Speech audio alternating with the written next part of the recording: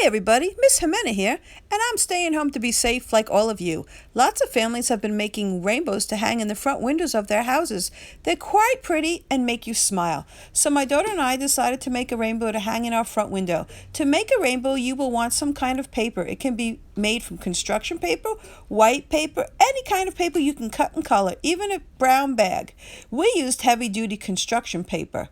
We drew the shape of a rainbow with clouds at the bottom on the construction paper and cut it out.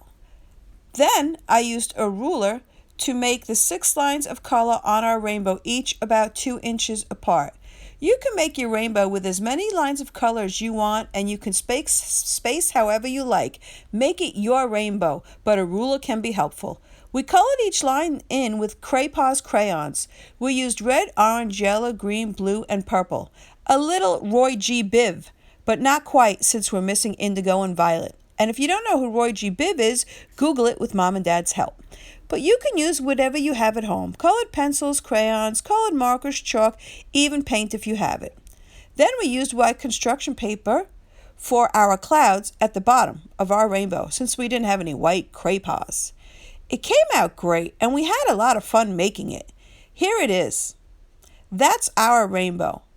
You can make a rainbow with just about anything. You can print pictures of rainbows and hang them in your window, whatever your imagination can think of and what you may have at home. And if you do, send us a picture of your rainbow. See you soon.